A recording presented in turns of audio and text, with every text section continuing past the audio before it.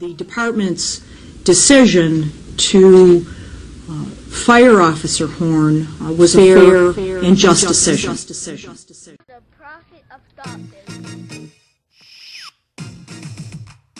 Open your mind.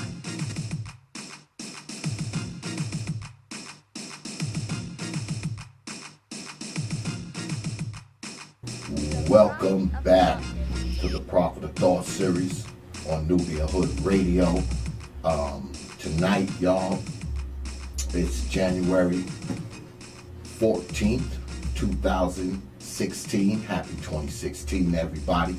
I know it's been a while, y'all, and I missed y'all. Hopefully, y'all miss me too.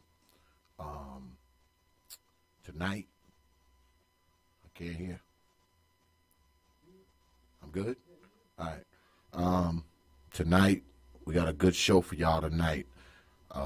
We're going to be speaking with Miss Cariol Holloman-Horne tonight. And for those of you who have been living under a rock and don't know who she is, Miss Horne is the Buffalo City police officer.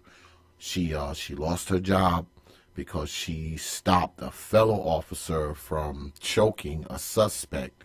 Not only did she lose her job after almost 20 years of service, they also took her pension away from her, and she fought to get it back, and she couldn't get it back, and it's a tough deal, man, and they did her wrong, and she's going to be on here tonight. She's going to be telling her story tonight, so stay tuned for that. We're also going to be talking a little bit about the Baltimore case.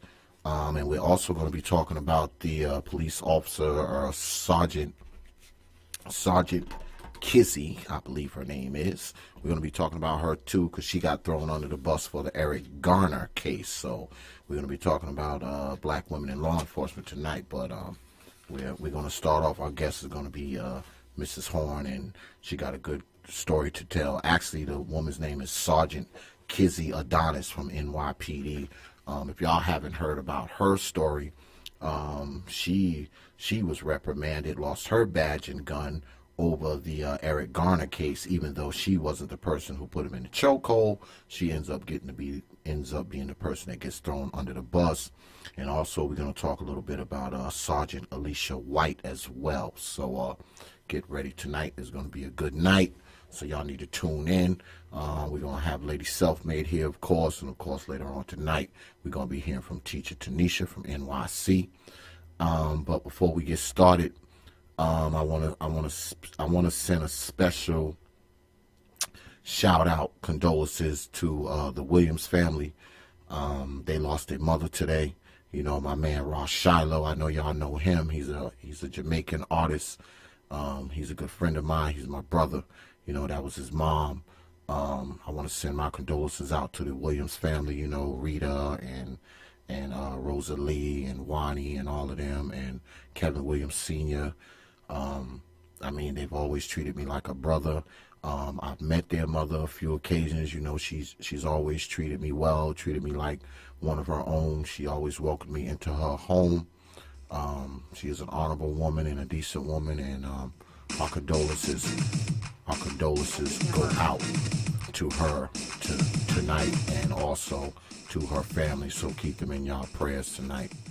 You know, they lost their mother, and that's a big deal, and I know it's a tough deal. So, you know, any of y'all, if y'all listening, I know y'all are. If you need X for anything, you make sure you give me a call. Also, I want to send a shout out to my baby girl, Katie. Also, my home girl, Fatima Turner. She's supposed to be listening tonight. So, what's up, Tima? Yeah, tonight, it's going to be a good night. While I got y'all here, while we waiting for Miss Horne to call in, I have to tell y'all this. It's 2016, y'all. And we got to do things differently. We gotta get right. We want change in the world.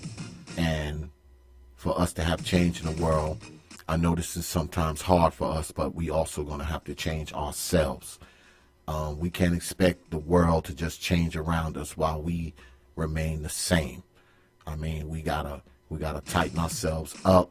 Men, we gotta stand up and be fathers to our kids. Women, y'all gotta stand up, be mothers to your children. Stop getting on Facebook and Instagram and YouTube shaking your behinds.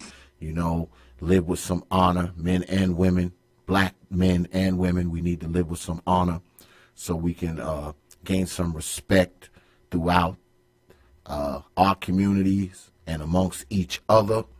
So once we gain that respect amongst our communities and amongst our own people, maybe we can get some respect from others.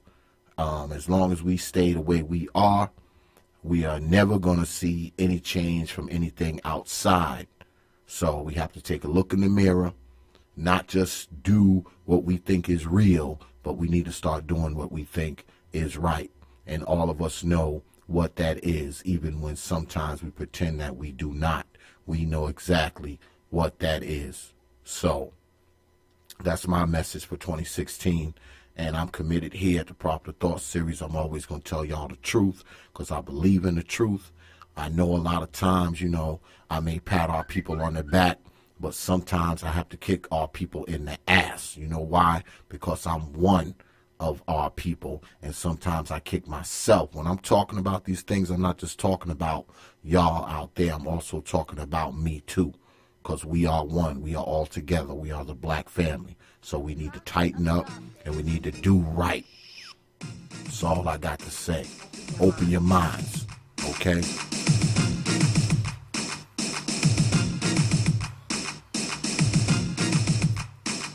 The Prophet of Darkness.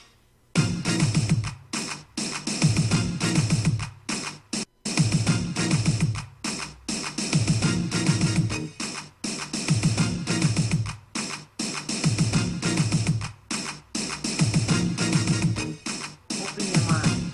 The Prophet of Darkness.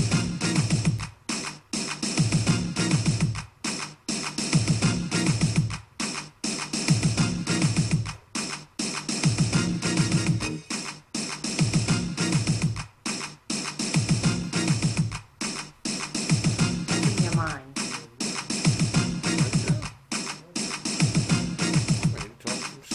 Prophet of Darkness.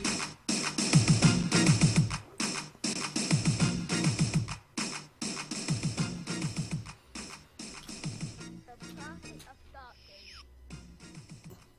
All right. Now, like I was saying earlier, we're going to be talking to Cariol Holman, ex-Buffalo City police officer. Y'all need to call in tonight, okay? Call in if you wish to opine. I'm going to give you the number, okay? I'll be giving it to you throughout the night. The chat room is also up. If you want to chime in with some chatting, you can do that too. I'll do my best to answer whatever questions you ask, but this is a radio station. There's a lot going on, so don't expect me to answer you like split second real time because there's a lot of controls in this station. And I will get to you, though. I will get to you. So go ahead and chime in, and I want to hear what you got to say. Let me give y'all the number. It's 712-775-7031. That's 712-775-7031. Access code is 840981 if you wish to opine. And for those of you who don't know what opine mean, look it up. Damn it. Yeah, so it's been like a while since I've been on here with y'all, and the last time we were together, y'all may recall, the cat fight that broke out between Sarah Ratliff and Mrs. Manuel, Shannon, I want to get her name right, Shannon Luda's Manuel and Sarah Ratliff, the being biracial authors. And, they had the audacity after that. Now, anyone who was listening knows that, they were the ones talking about race, right? They were the ones that brought up race. And what happened was the girls from the Proper Thought series team, they challenged them, which which should be expected, being that you're a person that writes about race, you should expect to be challenged when you talk about these things. But they didn't like the fact that they got challenged, so they ran off scared, like two little girls. So what they did after that is they turned around, they went on Twitter, and started blasting us on Twitter and saying all this nonsense. So, I had to skewer them, and if anyone who followed the Proper Thought series, y'all know I don't really get into the, the social media fights, but I had to skewer them, so I made a little video. If y'all want to see the video, y'all can check it out on my YouTube page because it's up there. It's called Black Nationalist Meets Being Biracial, because she accused us of being black nationalists and all this kind of nonsense, which pretty much lets us know that they don't know what the hell a black nationalist is, okay? But they accuse us of being black nationalists. They blogged about us and said we were idiotic and all this kind of nonsense, typical stuff, looking for digital sympathy. So I had to come back at them a little bit. But I haven't heard anything else from them, and if you listen to the video that I made, it's relatively measured, because I'm pretty nice, because they were ladies. But if they say something again, I'm going to have my Proper Thought series ladies jump on them this time. And I promise you, the next video I make won't be as nice as the one I made. But y'all can check it out. Y'all go to my YouTube page. Just go to the Proper Thought series on YouTube. Or you can, I think it's on the Proper Thought series Facebook page. I'm not sure. But if it's not, it's definitely a link. It's a link on the Proper Thought series of Facebook page that you can jump right to it if you want to, check it out. But y'all listen to the Proper Thought series. Y'all know that, y'all know how it go up here. So, we tell the truth. We don't front. Anyone who's been listening to these shows knows what was said, what wasn't said. So, don't even, don't think that it was something, because I don't really get. Like I said, I don't really get into the social media fights with people, but you screw around with my team, I will come after you. That's all it is to that. I have no problem jumping on there and making a video and making you look really damn bad, okay? And like I said, I was relatively measured with it, relatively measured. So if the broads ever try to come back at me again, I'm going to sick my girls on them. So, be warned. So be warned. I'm just saying. Yeah, and, y'all also can hit me up. Y'all haven't been hitting me up lately on the Don't Even Try It website. Usually y'all be hitting me up, freaking writing me, talking about, oh, Teacher Tanisha is so fine. Oh, this lady self-made is so fine, and also kind of nonsense. But y'all never write me and talk about nothing. All y'all want to do is write me and talk about how fine the girls is that work on the damn show. Okay, that's fine. Y'all already said that. So you write on my website now, you better be talking about something real. Don't be writing me talking about how good girls look, okay? I don't want to hear that mess no more. People, I'm just saying. And don't get mad at me, okay? Don't unlike me on Facebook because I said that. I'm just saying. You want to write the site, you're more than welcome. The site is open. You can leave notes up there. You can leave comments up there. You can even start a thread up there. But don't be starting no threads telling me how fine the girls is. That's not a thread I want on there, okay? You want to get up there, talk about what we talk about on the show, what's on Facebook, what's on YouTube. It's all good. But now on, any comments you write up there talking about how good the girls look, I'm erasing them. And I'm not answering them either. I'm just saying. And the people who I'm talking to, I'm talking to you.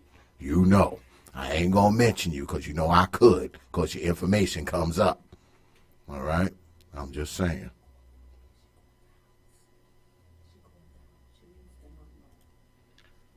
Oh. I gave her the...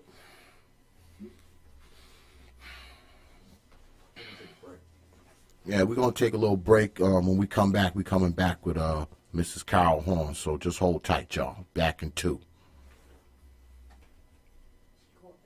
And said what? She asked him for the number, but he don't know the number. I gave her the damn women, boy.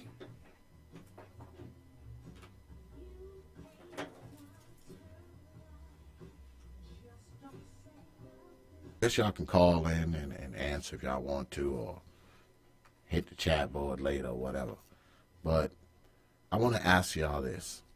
Now, with all the stuff that's in the news, you know, all the killings and whatnot, you know, I mean, I don't have to tell nobody about how many people have been killed by the police, and I don't even have to go into all of that. But given that, we do realize that some people on the police force are black people. We do realize that, right, y'all?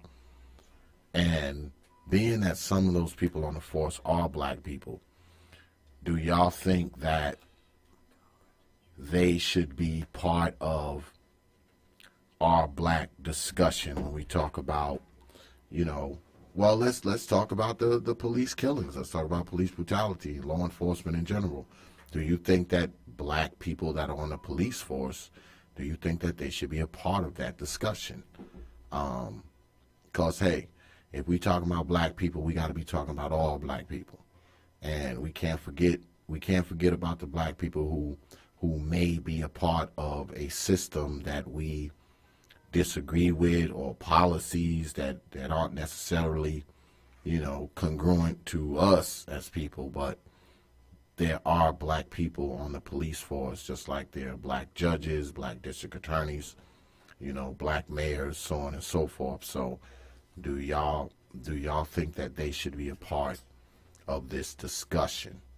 And, you know, y'all can reserve y'all answers for now, but let me know.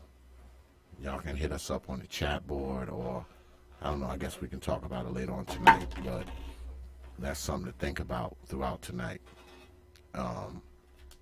Because a couple lady officers have been thrown under the bus, y'all.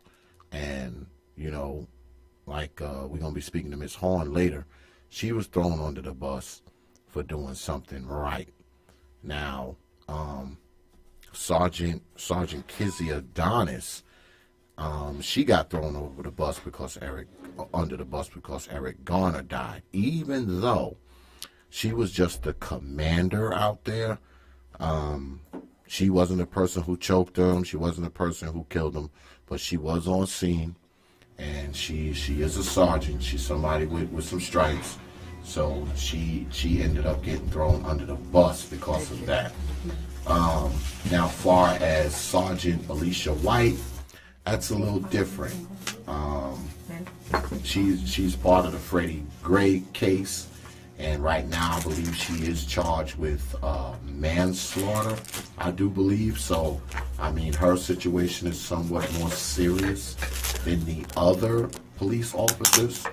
And I think she has a little bit more culpability, being that she was on scene and she was one of the people in charge out there. I don't want to pass judgment on her, but this is something for them to think about. Not just the black women who are in charge, but, I mean, black people who are in charge in general. Because if you think about the Freddie Gray case, I mean, 3 of those officers that have been indicted are black, y'all. It's not like it's just all white cops, okay? I mean, because you got Sergeant Alicia White, who is black, Officer William Porter, who is black, Caesar Goodson, he's black. I mean, the other three officers, Lieutenant Brian Rice, Officer Garrett Miller, Officer Edward Nero, now they're white guys, but everybody else, those other 3 are black. So, I mean, that's something for us to think about. So it's not always just white cops, okay? It's not always just white cops, y'all. So we need to stop thinking that too. I don't think it's so much as a white cop thing as it is a cop thing in general. Being a cop, is a race by itself. Yeah. Yes. Okay. They are their own. You know, they are their own thing. So we got to get off that. We got to get off that thing where it's just white cops, because there's black cops involved too. And like I was saying earlier, we got to remember that when we talk about black people, we gotta know that some of those black people, you know, are black people, are wearing badges. So it's something to think about. I'm just saying. I am just saying, y'all. You know, because us as black people, like I was saying earlier, we have a tendency we always want to change everything around us. But sometimes we need to look at ourselves, and there's some change that we have to make too. We can't expect the whole world to change while we stay the same. Right. It just doesn't work that way. You know, we have to look at ourselves and make some changes within ourselves as people, okay? And once we make some changes as people and collectively gain honor and respect, then we can collectively ask to get that honor and respect from others. That's something to think about too. And I know when y'all hear me say these kind of things, especially y'all who watch my videos and stuff like that, I know y'all, because I've been catching a lot of heat on Facebook and YouTube for the videos that I've been making, but I don't care. I'm going to continue to make them. What my videos do, sometimes they have a tendency to make us look at ourselves, and I know as black people, we don't like to do that sometimes. Okay? We don't like to face ourselves, y'all. We don't. You know, we always looking for something to be angry at. We always looking for a system to attack, but we never look within ourselves. I mean, that's a problem with us. And until we start doing that, till we start cleaning our backyards up, okay, and some of our front yards too, then we can leave the yard and start asking for the streets to be clean, if you know what I'm saying. Yep. All right, we gotta clean up a lot of our yards before we can start standing out in the street and wondering why the street ain't clean. Okay, that's something we gotta think about, y'all. And I know it hurts. I know it's painful to think about that, you know, because no one wants to admit that they screw up. No one wants to admit that they make mistakes. No one wants to admit that they're acting like an idiot. No one wants to admit they're doing idiotic things. I know that. No one wants to admit that. But guess what? That's how we grow. Okay? That's how we grow. That's how we change. We can sit around all day and pretend like we ain't doing nothing wrong. But we ain't going to never progress by doing that. We're never going to progress by doing that. So we need to take a deep, deep look at ourselves. And then we can ask more from others. And open your mind. You got to open your mind and think. Okay? Let's get past the emotional nonsense and start using our heads. Like I said before to the people who was trying to rag me on my video, and I will say it again, bleeding hearts are not going to change things. Thinking minds will. Capiche? Comprende? People? You know, no one said it was going to be easy. It's not supposed to be, because if it's too easy, you won't respect it anyway. You know, it's easy for us to jump up and hoop and holler and scream when we have somebody to scream at. But it ain't as easy to scream when you're looking in the mirror. We need to start screaming in that mirror more, and maybe things will change. Like I said, 2016, I'm committed to telling y'all the truth, because I believe in the truth. And I don't even care if you don't like listening to my show no more. I don't care if you don't look at my Prophet Thought Series videos on YouTube, Facebook, nothing. Okay, if you don't want to hear the truth, that's what I advise you to do. I advise you not to check the Prophet Thought Series anymore. Because you're going to get the truth no matter what. I'm going to tell it. That's all I'm going to do. I'm going to tell the truth. And I'm going to have guests on this show that tell the truth. So if you don't want to hear no truth, you might as well turn your radio off right now. Might as well turn it off. Because that's what you're going to get. Do we got Miss Horne on the line yet, or? No? Well, I guess we can continue to listen to me then, people. Somebody Hello? Miss Horne? Hello? You on the air? You on the air? Okay, I guess not. I guess not. Anyway, let me give y'all a little background on Miss Horne while we waiting for her to get up on here, I guess. Guess she's trying to call in. We experienced technical difficulties, I believe. But I'm gonna read y'all an article from The Root. And basically, this is what happened. It was back in 2006 when Officer Horne, she was a Buffalo City police officer up in New York, upstate New York, and she refused to be that kind of good cop. Her case received regional attention for years, but the recent rash of police killings, particularly the chokehold death of Eric Garner, which I spoke about earlier, has pushed her story back into the headlines. Like I said before, she was a 19-year veteran who was black, of course. She was called to the scene of a so-called and alleged domestic violence dispute at the home of a guy named Neil Mack. When she got there, Mack had already been restrained after allegedly resisting arrest. He was already handcuffed and restrained. He was claiming that he didn't call the police and they had no right to be there. Mack said his ex-girlfriend was there with her son. He said she didn't call him either. His mother was there. She didn't call him. He said the dispute was over his ex-girlfriend's Social Security check or something, and a mail carrier had called the police. He said it was being handled as a private issue at the house, and an officer showed up at the door asking for the mail. He wouldn't leave. He said other officers came. He said they were beating him in his house. He said that Officer Horne and 10 other officers removed him from his house. He said after that, well, Ms. Horne says that Officer Greg, I want to get this right, Kwiatkowski began choking Mr. Mack without provocation, and that she intervened. She says she told the officer to stop, and when he didn't, she removed his arm from around Mack's throat. That's when she says that the officer turned his fury on her, punching her so violently in the face that she required dental surgery.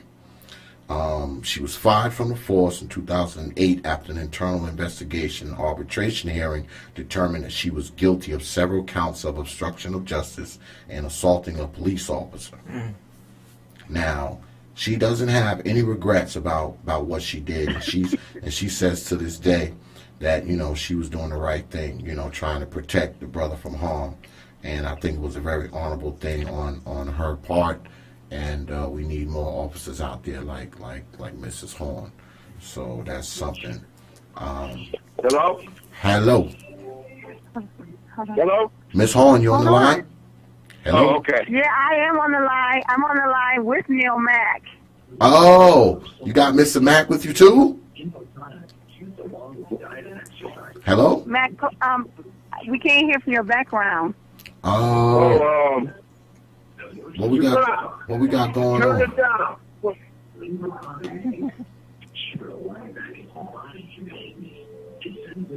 Tell him if he got his radio on, he got to turn his radio off. Turn his Sounds like radio a down. TV. Yeah, he just turned it down. How are you, Mrs. Yeah, Horne? hello? Hello. Okay, listen, this is the radio station. I'll let him explain who he is. Okay. And then you can, yes. Okay. Which radio station? This is Nubia Hood Radio. You're speaking to Xavier, Prophet of Thought series. Who? This is Xavier from the Prophet of Thought series. Nubia Hood Radio. Nubia Hood Xavier Radio. from the Prophet of Thought series. Xavier from the Prophet of the Thought series. Yes. Yeah, just listen to him. He may have questions for you. Right. Mr. Mack, how are you? Okay, wait a minute. Who I'm talking to? Who? Mac, just answer the questions. I told you it was Xavier from Prophet of Thought series. What, from Buffalo, New York? No, he's in North Carolina. Yeah, we broadcast out of Charlotte, North Carolina. I got to listen to him. Okay. How are you, sir? Okay. Can you hear me, Now, Mr. can you Mack? hear him? You gotta speak up, I bro. can hear you. Can you hear him? I can't hear him too good. He talking? Yeah, he is talking, but he is kind of low. I can't hear nothing. Can you right hear me? now, Can you hear me I now? can't- clear. He wasn't saying anything. Oh, Can you hear me now? So just listen. okay. Can you hear me now, Mr. Mack? I can hear you. You can hear me? How are you, sir? Yeah. How are you? Okay. I was rushing. I was trying to catch the story, but I'm listening. Yeah, well, I was just telling my audience, I was giving them a little background on the story. I had read the story on the internet a few times, and I've been pursuing Mrs. Horne for quite some time to get on my show. So I'm actually, you being on was rather unexpected, but I am glad you're here.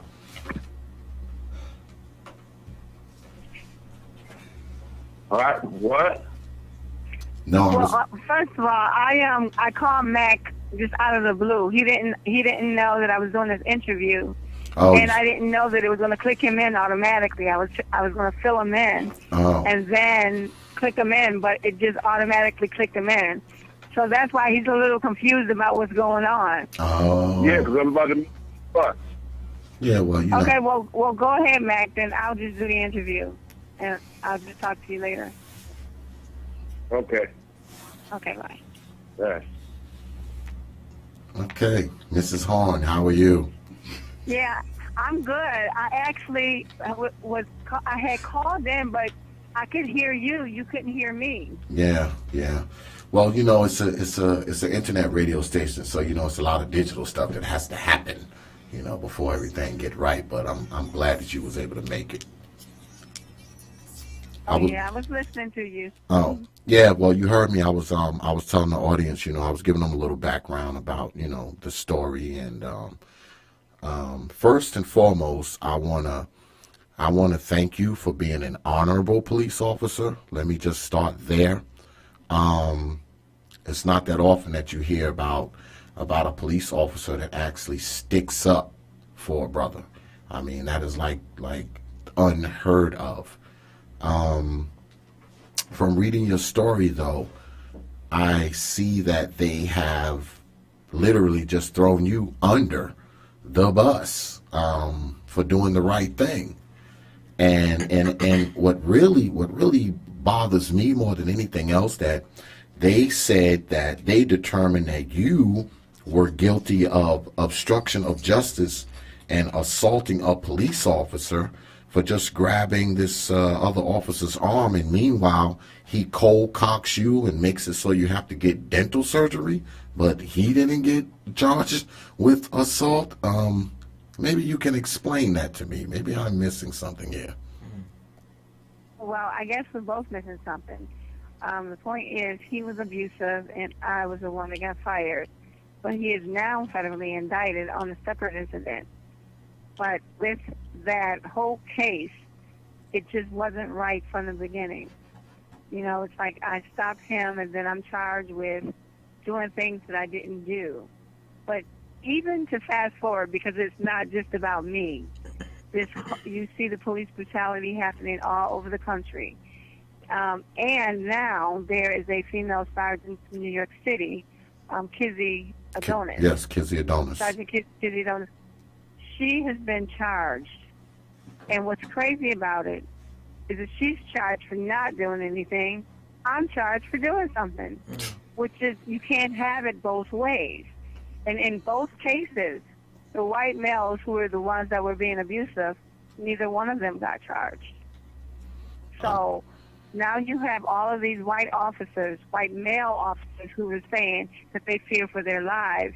Well, why is it that any of the other officers, the black male or the black female or the white female officers, are not crying at the same rate that the white officers are crying? Something is going on. So, it's funny that, her name is Kizzy, which is the name from the movie Roots. It's like a slave mentality. I felt because we had a black commissioner, black deputy commissioner, and a black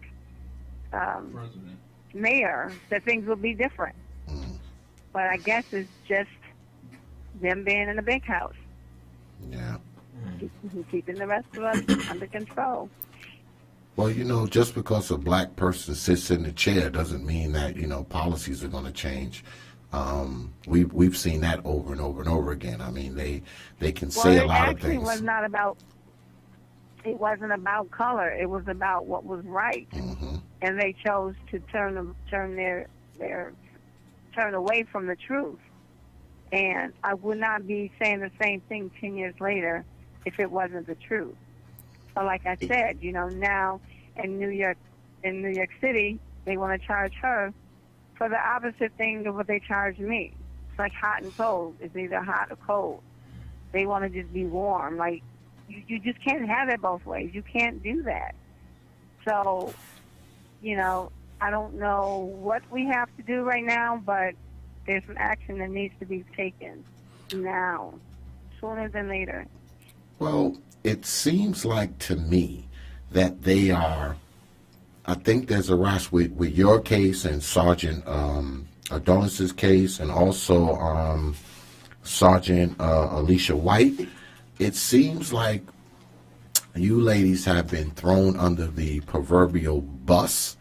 Y'all have become the fall guys in a sense. I mean, I guess Sergeant Alicia White is a little different. Her story is a little different than I'm not familiar with her. Well, what is her story? Sergeant Alicia White is the sergeant. She was on scene the day that Freddie Gray died in Baltimore.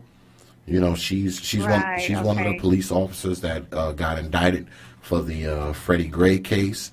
But Right. the thing is with her, she was on scene, but she wasn't one of the officers who literally, threw him in the van or whatever the case may be. But she too is charged. And I was just saying earlier that maybe this may be something positive may come out of this, because maybe this will cause people who are in charge and have position and are commanders and wear the stripes, maybe that'll make them think twice a little bit, when they go out and engage suspects. If it doesn't make them think twice,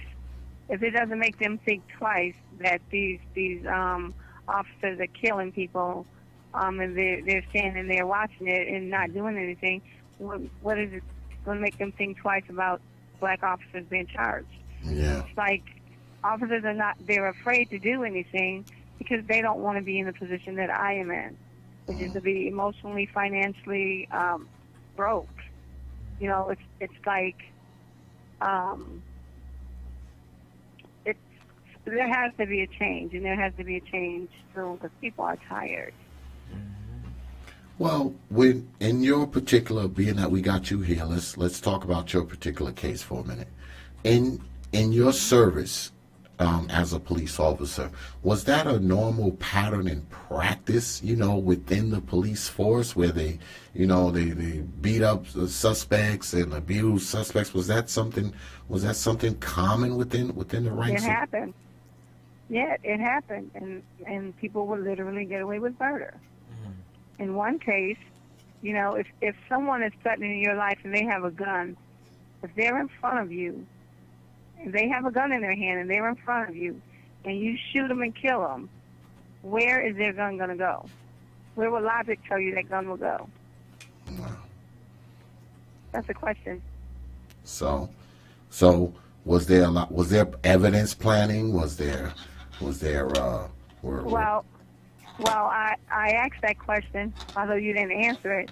I asked that question because logic would tell you that if you shoot someone, if your life is in danger and you shoot someone who has a gun in their hand, if you shoot them and kill them, their gun is going to fall down, right where they are. Yeah, be right there. In this particular case, it wound up on the rooftop. Wow. So, and then this person wound up being a detective in homicide. So here you have a murderer in homicide. Wow. How ironic is that? Well, So you had different situations, but because I wasn't there on the scene, another officer told me he saw the guy plant the gun. Wow. But he's not going to come out and tell anybody else that. Right. You know, he's not going to say that because officers are afraid. They don't want to lose their they don't want to lose their money. You know, they have to take care of their families. They have mortgages. They have car notes. They have children. Wow. Well, I So don't. it's better that they don't say anything. I don't know if you want to answer this or not, but this incident that caused you to lose your job, was this the first time that you were actually on scene where a suspect was being beaten or brutalized, or was this Not your at first all. time? Not at all. But at the same time, before, I would just get out of there. If you knew some officers were abusive, you just didn't want to be answering calls with them. Wow. Sometimes you didn't have another choice. Wow. So no, this wasn't the first time. This was just the time where I just decided I wasn't going to watch him kill someone. Yeah, enough is enough. Wow. Well, I know Mr. Mack is forever grateful to you for that. I mean, if he's got. He was a little confused, so he didn't understand what was going on because I just called him, and before I could fill him in, and had merged the call, and he was like, "Hello, hello," and I couldn't try to tell him to be quiet, you know, because otherwise you would have heard me. Yeah. So I was just trying to say it in a nice way, like, "Mac," like.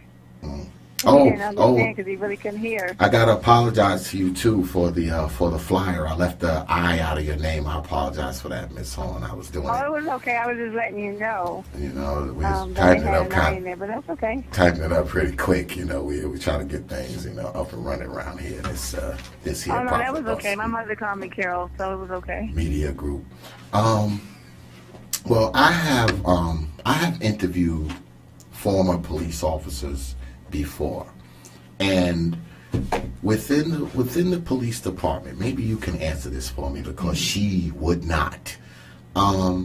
As a female officer, a black female officer, are you under a certain kind of scrutiny as a black female police officer? Like when you first came in, you know, into the department and first got in there as a young rookie officer, what was that like for you? Well, number one, I was on probation for 18 months. They can fire you for anything, and they make that clear. You can be fired for anything. So, of course, you got this good job. You don't want to lose it. So, basically, you just learn the job, and in that 18 months, they're grooming you. They're grooming you to be quiet, to watch the abuse, to watch things, to teach you to do wrong things, and I mean, not like I never stole drugs and nothing like that. No, I don't mean that. When I say wrong things, I mean like basically, this is just an example. What it's called here is like college for dollars. So your mortgage is due. So you know if you go to court, you're gonna get like at least $100 ahead. So you start locking people up, minor stuff. So it's really all about making money. The whole system is about making money because when an officer locks someone up, that creates so many jobs that nobody in the justice field will want to stop it at all because you've got the police officer who's going to get paid, there's a lawyer, judge, the stenographer, I mean, anybody in the court system, and then once they go through the system, maybe they might be on probation or parole. You got probation, parole officers. They go to jail. You got the correction officers, and the ultimate goal, of course, is to fill those prisons. So one arrest creates so many different jobs that nobody really wants to speak up about it. They want to keep it like it is. Wow. So, throughout your career, did you ever have to kind of, I guess, put some of your morals and some of your beliefs on the back burner because of things that you saw and things that were going on in front of you, because you were on the force for 19 years, you were on for quite some time, so you must have seen some things. Yeah. So basically, you put your morals on the or I shouldn't say you. I'm specifically talking about what I did. Yes, I've seen things. I've turned my head. act like I didn't see it or whatever. It was like, but at an early point in my career, I realized what was going on, and I just chose, like, for instance, writing parking tickets or stop or speeding tickets, stop sign tickets, or whatever. I refused to do that because I didn't think it was fair. It's like if there was someone who didn't have registration on their vehicle that was in the hood. They get their car taken and, go through all kinds of hoops or whatever. Now they can't get to work if they work or whatever. They can't. It would, like, injure them even more financially, whatever. But then you would have someone who was drunk. You get a DWI.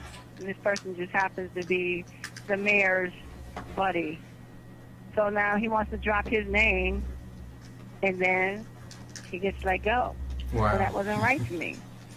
So I just stopped doing some of the things that would harm the people in the neighborhood that I worked in.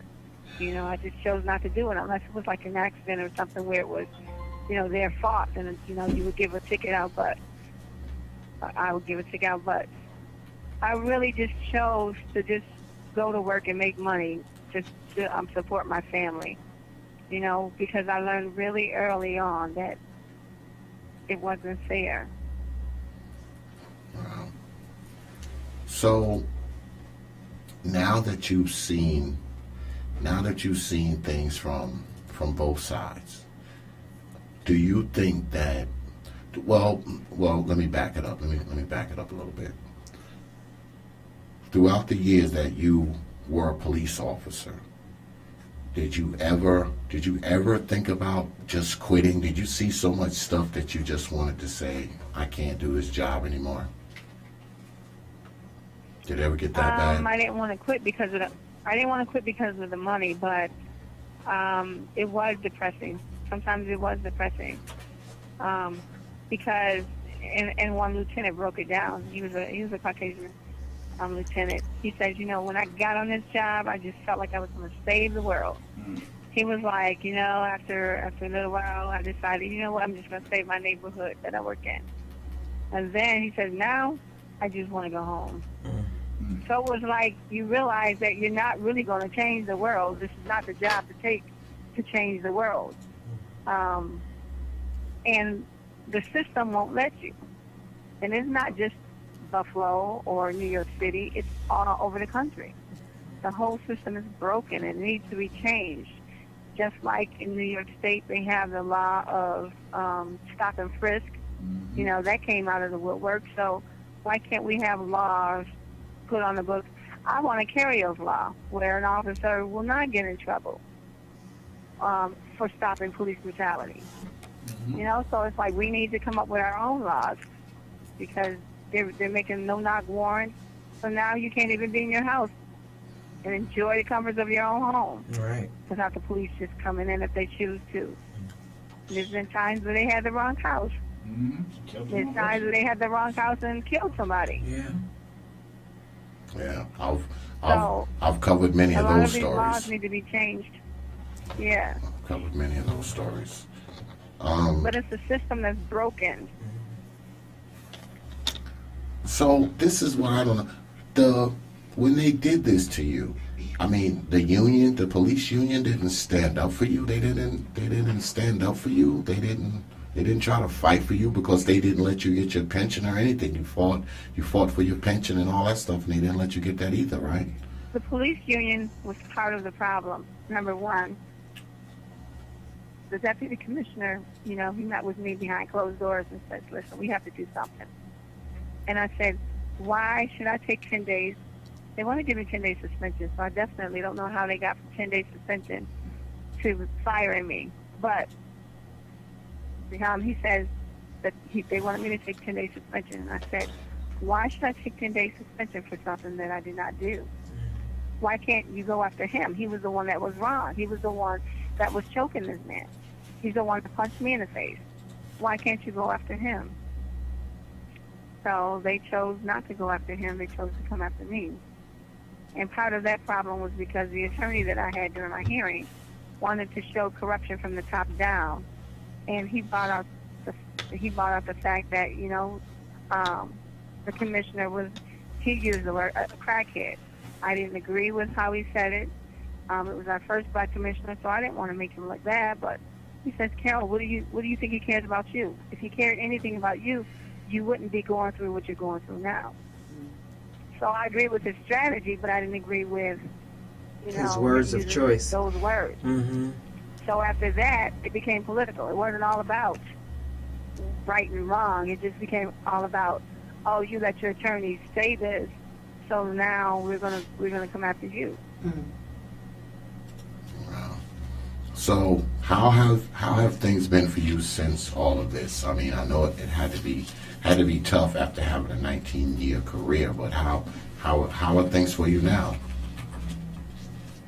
Actually, my career was 20 years and 2 months. Wow. 20 years you can get a retirement, but I owed the city like 4 months. I owed them that time. I was in a car accident, so I owed them that time back for being off without pay. But they knew that, so they wanted to get rid of me before that time came. So they keep saying 19 years, but it was, if you count from March of 88 to May of 08, that's 20 years. Wow. But anyway, it's been rough financially. It's been rough emotionally. It's like I know I have an idea what I want to do, but then when you don't have the finances, you really can't do it. Yeah, I want to team up with Kizzy Adonis because, like I said, you can't have it both ways. So if you're going to charge me, then how are you going to charge her? And then, in both cases, how are you not going to charge the ones who were doing the abuse in the first place? In her case, where a man died. In my case, where he lived. Yeah. And it's kind of insane because down here we're in Charlotte, North Carolina, and I don't know you're up in Buffalo. We had a case down here not too long ago where a young man was killed by a police officer. He was shot 10 times. This was after he had wrecked his car, and he actually came to the police officers for help, and he was shot 10 times. And the cop was arrested. He was indicted. He was arrested.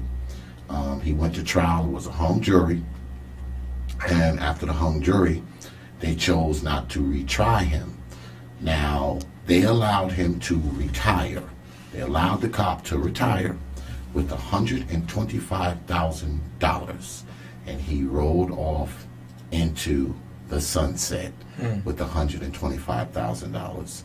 Also, the cops that killed Sean Bell, the lead officer out there, was allowed to retire, full pension and everything else. So it's like the people who actually do the killing, not only do they not end up in jail, they leave with a nice golden parachute. But Exactly. someone who has done nothing loses their job, loses their pension, loses their benefits, loses their reputation, gets Right. scarred. Don't get me wrong. Don't get me wrong. Sergeant Adonis should have stopped him. She should have taken control of that situation. But knowing the system and knowing the police department like I do, she couldn't have. That was just a title. She didn't have any power. So, it's like they give you a title and send you on your merry way, but you know what to do and what not to do. Just like the house nigga. They knew how far to go. It's like, okay, yeah, you may think you got power, but you can have it over those field niggas, but you try having it with Massa. And then you're going to really know what's going on. Wow. It's the same, for me, I feel like it's the same mentality. And then for her to be named Kizzy, I'm like, wow. Like, So it has to be, like, connected somehow. do you think that that's what it is? I mean, well, let me ask you. You were on the force. Is that the way it is inside the police force when it comes to black officers? You know, male or female. Oh, they don't think that it is. They don't think that it is. But okay, but let them try standing up, just like I did. Let them try doing that. And then we have some of the weakest men on the police department. Yeah. It's like embarrassing. And, you know, they want to come and show all their power to these people that they pull over in the hood. But let them go out to the suburbs if they pull somebody over. They're going to have the most respect. You know?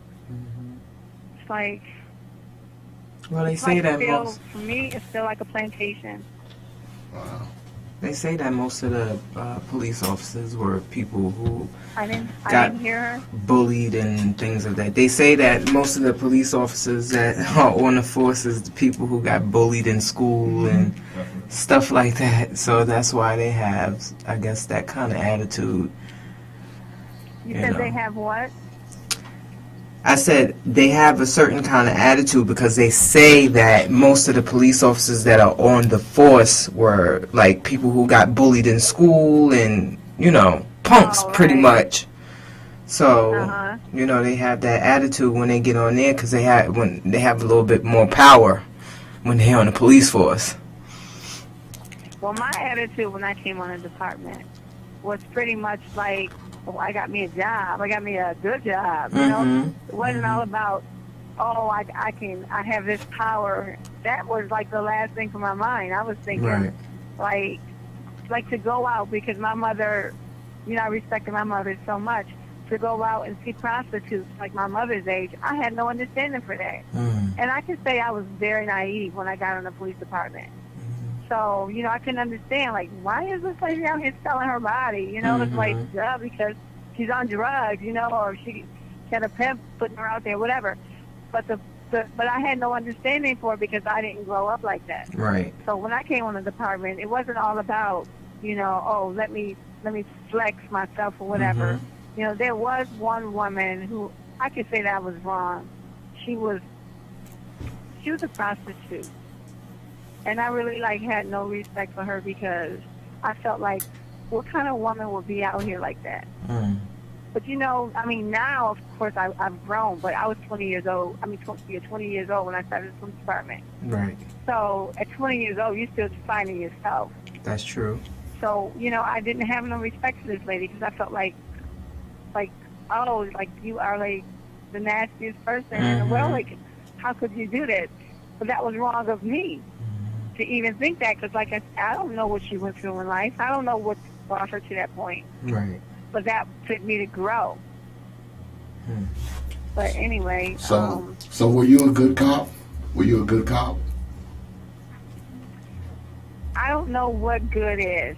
I would say I didn't go out here and abuse people and just, you know, just do stuff just because I could. You know, if I had to lock somebody up, I had to lock them up. But they knew, like, people would come to me and say, you know, you locked me up, but you treated me so nice. And me, I was, like, not even remember who the person was. You know, some of these officers would go and take names down. They catch somebody driving without a license. They're looking for them. It's like, it's not enough time in the day to do all that. Not that I felt. I felt like, why would I want to go and just sit and watch somebody? You know, but some of these cops, my thing was car chases. That's what I like to do. You know, it was like somebody stole a car. It was fun to drive fast. And then they stopped the car chases, of course. But for me, that's what I like to do. You have people who like to do the drugs, the so-called war on drugs, but only getting the little people, not the people who bring it in. You have people who like to go get the prostitutes, work vice. I mean, people have a different, some people like to do traffic. Me, I just like to do the car chase. Once we caught them, it wasn't fun anymore. It was like, okay, like, it's over. The next one. But for me, as far as saying that was I a good officer, I would go in, I would try to talk to people. I would tell people, like, you don't need the police here. You don't, like domestic situations, for instance. You don't need the police here. You need to take care of this yourself. You know, it was like I would try to talk to people. And some people you couldn't talk to, of course, but that's what we have. Anything you find on the street, you find on the police department. So you got your crooks, you got your pedophiles, you have your good officers. You know, but I don't know what makes you good. I know what makes you bad, but I don't know what really makes a good officer a good officer. Because if you are seeing stuff happening and you're not doing anything, does that make you a good officer? You know, Sergeant Adonis, I understand why she didn't do anything, not to say that it was right, but if she would have done something, she would probably be in the same situation that I'm in. Wow. If she would have stopped it. Do you think that might have been a fear of hers? That's why she kind of just turned a blind eye because she knew, you know, what was, you know, what would come if she was to like step in and say, hey, don't do that. You know, she knew what was going to I come. most certainly think that it was. I think that was a fear factor because she I mean, I don't know what her obligations are in her life. But the point is that they sort of kind of try to brainwash you to feel like, oh, you bleed blue. No, I bleed blood. But the point is, everybody in the police department doesn't get along, just like any family. Just like, it's like I said, any things you find on the street, you're going to find in the police department. But sometimes in some families, they try to cover up what's going on, and then you have that on the police department. You know, so whoever was protecting the guy that was choking Neil Mack, I don't know, but he had a fairy godmother or father because he continued to do stuff, and he continued to get away with it. Once he choked the white officer, that's when I guess they felt like enough is enough. But then he became a supervisor over 2 officers. And you know, one good apple doesn't make the rest good, but one bad apple can spoil the whole bunch. So now he's federally indicted with these 2 officers. Yeah, I read that. I read that he got indicted. So I guess that's karma coming around to him. Do you miss being a cop? Do you miss being on the force? No, it was a job to me. It was a job. I loved dealing with people. But as far as, you know, oh, I need a gun and a badge, no, I never felt that way. You know, I just felt like this is a job. You know, I'll answer my calls. But I basically just did what I had to do because the administration was just horrible as far as I was concerned. You know, it's like it wasn't designed for you to really help people. So the particular, because you were a Buffalo City police officer, right? Buffalo Yes. City. That particular police force. How would you rate that particular police force? Would you say the force in a whole? Would you say it was a good police force, bad police force? What that particular organization itself, as a law enforcement organization, how would you rate it? Well, then I think it was more like a good old boy system. I mean, well, no. It was kind of racial at first. But then in the end, it was more like a good old boy system. Like, you know, if you fit in with the clique, then you were good. And you asked why the union didn't, or what did the union do? The union backed out because it was officer against officer. I guess they were trying to settle it with a 10-day suspension. But I felt like, no, I'm not taking 10-day suspension. I didn't do anything. Deal with him. This is not the first time he's done something, so deal with him. I had no suspensions. I had never been suspended. But they did fire me once when they said that I was like basically no call, no show. It's called AWOL, but no call, no show. But I had bilateral hernia surgery, and I continued to have problems from it. So now years later, like back in 2012, you had this lawsuit for this mesh that was used to push in the hernias. Well, I had that mesh, but the lawsuit didn't go back to when I first got it. Either way it goes, I kept having problems from it. I didn't know why. So finally in 2000, they decided, you know what, we're going to send you to the doctor. We're going to find out if you're telling the truth or not. So they sent me to the doctor. The doctor said it's nerve entrapment related to the surgery. So in other words, they had to pay me. They had to pay me for all the time that I took off. And instead of them doing that, they fired me. They said I was like no call, no show. Wow. So I had to fight for 5 years to get back. But of course, I got that 5 years back. That's included in the 19 years. But at the same time, or the 19 years that they're counting, at the same time, like I said, it was 20 years, 2 months. But they're counting 19 years because they don't want to show. They don't want it to show that they fired me 4 months prior to my retirement, because then it would really show that something went on. But the real reason that they fired me was because my son, who was 16 at the time, he was locked up by an NFTA officer, which is a transit police officer, the one that comes for the trains or the buses.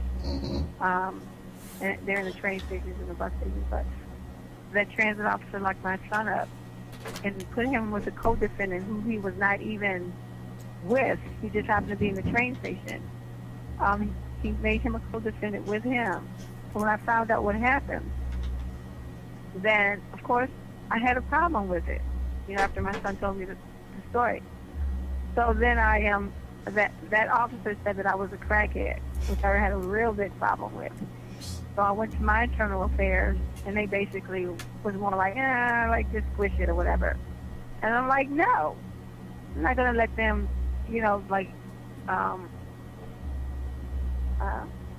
basically say that I'm something that I'm not. So anyway, he was brought up on charges for conduct of me coming up an officer and putting false information in his report. So less than a year later, I was fired. That's why they used the AWOL to fire me. So when they had to bring me back to the police department, they had a gripe with me. So that's why I'm fired now. That's the real reason. But at the same time, they're never going to admit that. Wow. Well, But I have all of the paperwork. I gotta go to a little break for a couple minutes, Miss Horne. Could you hold on for a couple seconds? We're gonna go to commercial break. You're on the air with the Proper Thought series, and you're listening to Nubia Hood Radio, the sound of consciousness. We are on the line with ex-Buffalo City Police Officer Cariol Holloman-Horne. We will be taking your questions. If you want to call in, the phone number is 712-775-7031. Access code 840-981. Call in if you wish to opine. We'll be back in 2, y'all.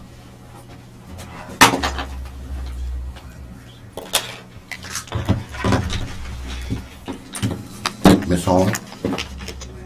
Yes. Yeah, we're just going to go to break. We'll be back on the air in a few minutes, okay? We'll go anywhere. Okay.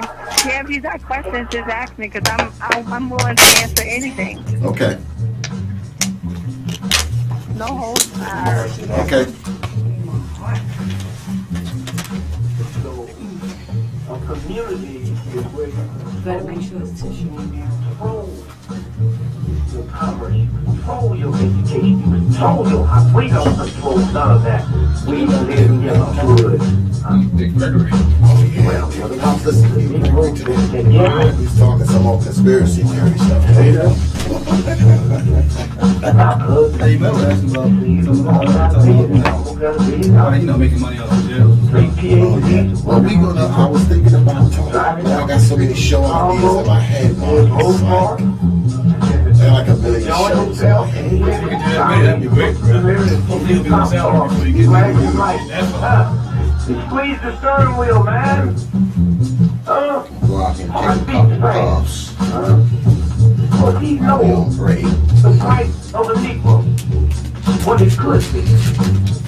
And there was that cop called Sound like Marcus. he wasn't even the first grade. Miss Horne? They wasn't coming after you. With all your billions, with your Rolls Royce, with your did why do you think you never pick up the face? 840-712-775. Black cops in America. Why don't you teach white girls as black cops? Not my love one party. I took the back of the head. Why do you think black cops go to that? With my children, but did they start their show already? Yeah, we already started teaching Denise. I can hear Now you. it's on a break. Okay. Oh, hey. Yeah, we off for break. Well, you know what? Let me introduce everybody, Mrs. Horne. First and foremost, we are the Proper Thought Series Media Group, and we broadcast from Nubia Hood Radio. I'm Xavier. Sitting across from me is my co-host, Lady Selfmade, and on the line is my New York City correspondent, Teacher Tanisha. Y'all are speaking to ex-police officer from Buffalo City, Cariol Holloman-Horne, fired for doing the right thing. Okay.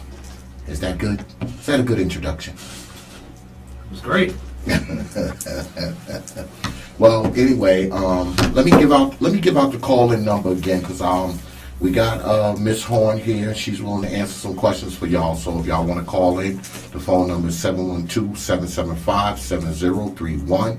That's 712-775-7031. Access code 840981. And I'll say again, we're talking to Miss Cariol Holloman-Horne. Before we went to break, Mrs. Horne, you were saying how the police department has a lot of politics in it, and it's money based. Were you guys given like quotas? Did they say go out and write me 20 tickets or 50 tickets, or I mean, did you guys have quotas? They always say that they don't have quotas, but is that true? Well, as far as in Buffalo, there was no quota. As far as regular patrol officers, there was no quota. Okay. I mean, they have traffic, so I don't know if traffic had quotas or not, but not regular patrol. Okay. Did you ever have to shoot anyone? Did you ever shoot? No, I never had to shoot anybody. I had to pull my gun and basically be ready to shoot somebody, but no, I never had to shoot anyone. Okay. And I've read the articles, and I had said this earlier in the show. You actually say that you don't regret what you did that day, correct? You said I what? You said, I read in articles that you said that you don't regret stopping the officer from choking Mr. Neil Mack, correct? You said, did I deal with him? No, did you? I'm sorry, I didn't. Yeah, we have some technical difficulties up here. You said, and I've read articles about your story, and you said that you did not regret helping Mr. Mack. Oh, no, not at all. Okay. Not at all, because his life was not worth my paycheck. I mean, I didn't think I was going to not get another one, but, it's like I would have had to live with that. If I would have sat there and watched him die, I would have had to live with that. Wow. So, have you and Mr. Mack, have you guys become like friends? Like, well, I guess so. You guys are calling each other and stuff like that. Have you guys become like? have you guys become close? Over the years. Yeah, like there. Whenever there's like a justice issue or a rally or something that I'm going to, and he'll say, "Oh, I'll go." I'll go, and then he has this sign that says, "Thank you, Cariol Horne. I can breathe now." That's Neil Mack, Buffalo, New York. Wow. That's incredible. Well, here at the Proper Thought Series, we see you as a hero. I have followed your story for quite some time, and I know I badgered you like crazy, and I had my interns badgering you too, to get you on our show. I said, I have to have her on our show. I have to do it because I think you are a hero, and I consider you a woman of honor, and I have to say that. That has to be said. And I appreciate you. I do. I appreciate your effort, and you put a lot on the line, to do the right thing, and people need to know that. That's why I wanted to have you on the show tonight, so my listeners can know, that not all people who wear the uniform are these brutes and bigots and people who don't care about other people's lives. And I think as black people, we have a tendency to lose sight of that. We look at the news and we see on the media and we see all these people getting killed, and we think everybody that wears a badge are these killers and brutalizers and beasts, and they need to know that not everyone is like that. Not everyone, and you have proven that. And then you have some good white officers and some bad black ones. You know, I just don't see the black ones killing at the rate that the white male officers are doing it. But, you know, you have some arrogant black officers. And then you have some nice ones who will give you the shirt off their back. So it's like we kind of like stereotype, you know, but, you know, if you're in a situation or whatever, like me being on the force, you know, there were some black officers who I wouldn't deal with. And then there were some white officers who I would deal with. So did you black ladies officers, did you guys have like a black ladies officers clique where, you know, just a bunch of you girls hung out, you know, after work and, you know, talked about cop stuff? See, my thing was when I first got on the department, you know, I was never like a real big drinker. But, you know, I guess I felt like, you know, I had something to prove to show that I can hang or whatever. I mean, it was all corny or whatever, but we would go and hang out or whatever. But, you know, it didn't take me long to say, you know what, I'm not even a drinker for real. And I like to hang out with my kids. So I would rather, you know, go and hang out with my kids than to hang out with officers. Do you think that kept you away from a lot of other stuff that was going on because of that? Yes and no. Yes and no, because some of the officers were good officers, you know. They weren't into all of that abuse and stuff like that. So it's not like, you know, they were just hanging out to get a round table going about, you know, who they were going to abuse the next day. Or, you know, they were just like out just having fun, and a lot of them were trying to find themselves just like I was. But then, of course, when you find yourself, then you realize what's important in life. And for me, it's always been my family. Wow. So, thinking about Sergeant Adonis, what do you think? You know, because you've been through this ringer before. What do you think she has before her now? What do you think she's looking at now? Is she ultimately going to end up similar to you? Is she going to? No, I think that she'll probably go along with whatever, you know, because it's pretty much to say, listen, we did something. Look, we held somebody accountable. You know, if she would have done something, then we wouldn't have this situation. I'm sorry about the people. If she would have done something, Eric Gardner would not be there. So now, look, we did something. But no, you only put a Band-Aid on it. Yes, as a sergeant, you are supposed to take control of the scene. In my case, there was a lieutenant who was there, and he was part of the problem. So he didn't take care of the scene. He helped lie and fabricate a story against me. Wow. Do you think that would have happened to you if you were a male white officer? Would we be having this conversation if you were a male white officer? Would we be having this conversation? Of course not. Wow. What still bothers me is that they charged you with, and I have to ask this again, they charged you with assault on an officer, and this guy cold-cocked you, made it so you had to get dental surgery, and no charges were charged against him at all. No, because what they said was that I jumped on his back, and then I turned around and I fought this white female officer. I fought her. Basically, I was just kicking butt and taking names. So, you know, they made it seem as if I was the one that was out of control. And I said the only thing somebody had to do was ask why. Why would I be out of control? And the answer would have been because he punched me in the face. Wow. But either way it goes, in that situation, you know, we were face to face, and there was a suspect between us. So how is it that I'm jumping on your back? Wow. And then in the same case, you know, Mac's charges were dropped. I mean, his case was thrown out, and nobody was charged except for me. Wow. So they basically made it seem like you were just out there kung fuing everybody. And just for like no reason. I just got mad and decided, stop, y'all, you bothering him. I don't want him arrested. I never even knew Neil Max. His sister was a police officer, but I didn't know him. I knew her from the job, but I didn't know, we weren't like close or anything. We just knew each other from the job. She worked at a different precinct than I did. So they just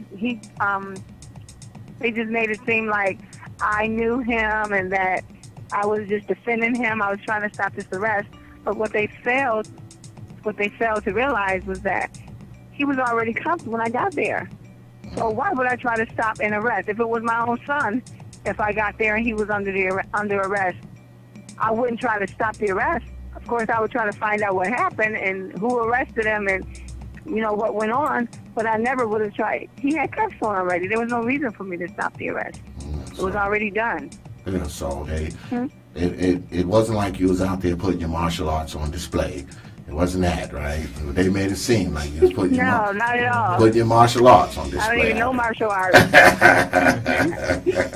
but let them tell it. I knew everything. I was Jackie Chan or somebody. I was like, I looked at the newspaper article and I was like, wow, I did all of that? I said, I felt like I had an S on my chest. I was like, wow.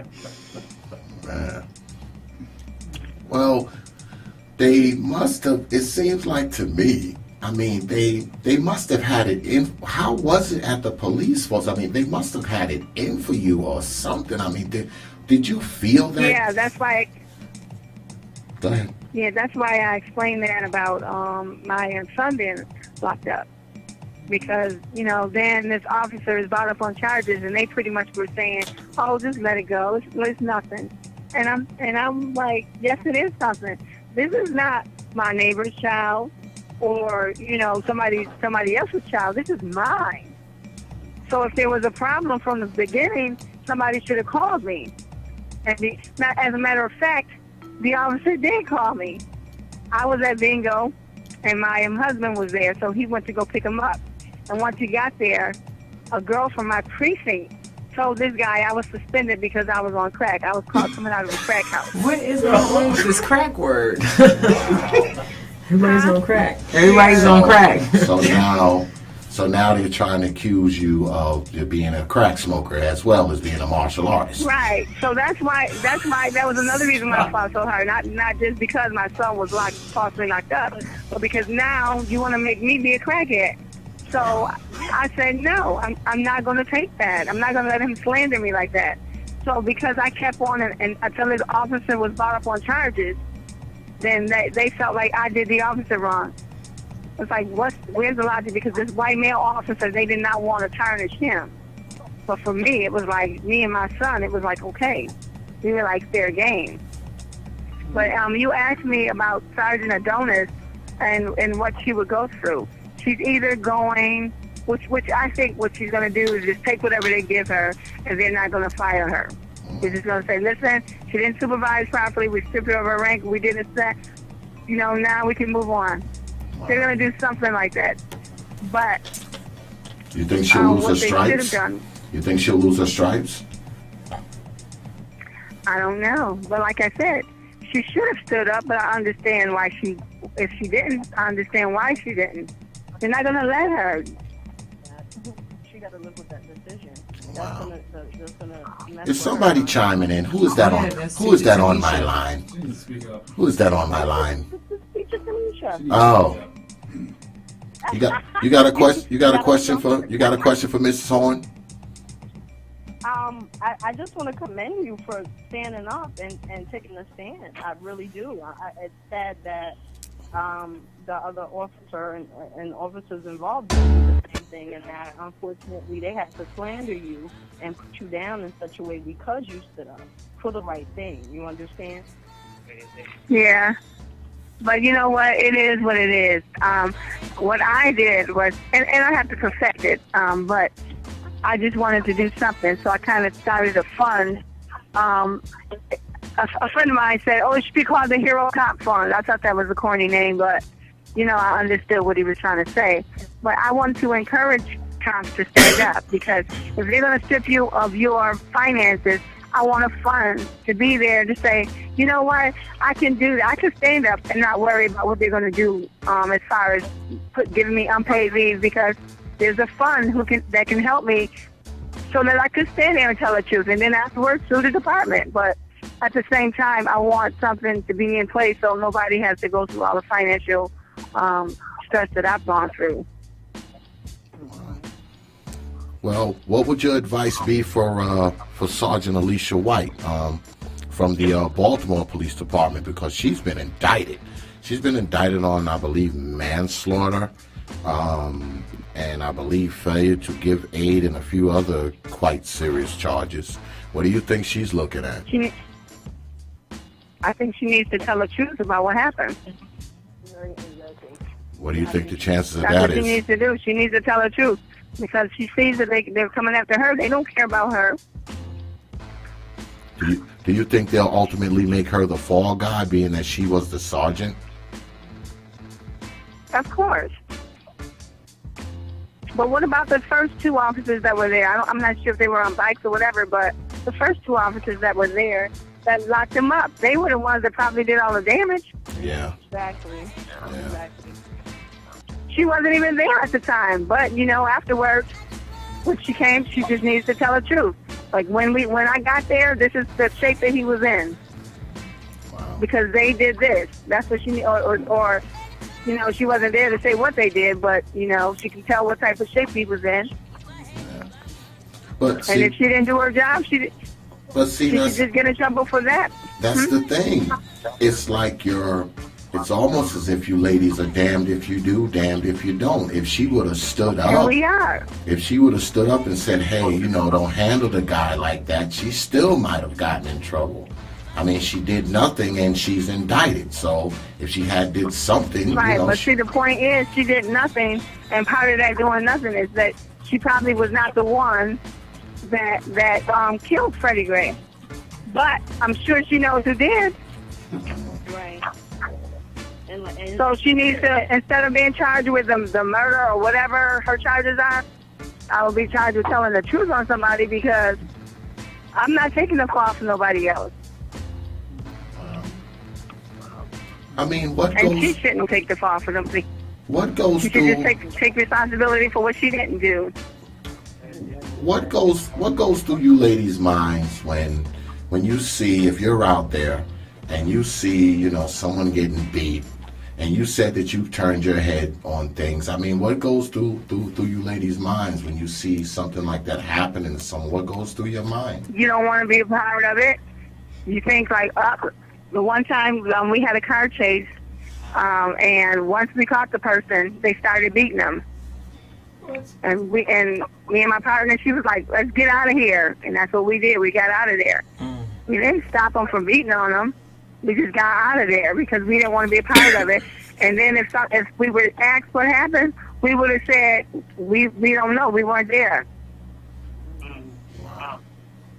But isn't it like so sad and more than You gotta talk a little louder, teacher Tanisha. Speak up a little bit. We Oh, can't I hear you. apologize. Can you guys hear me? Hold on 1 second. Let me just pardon. Let me just fix this. Pardon. I think that it's sad for a lot of people who feel like they're joining the police department or some type of law enforcement, thinking that they're helping, and then they see that it's so corrupt. You understand, and you have to be in a position where you have to figure out when and when not to do your job.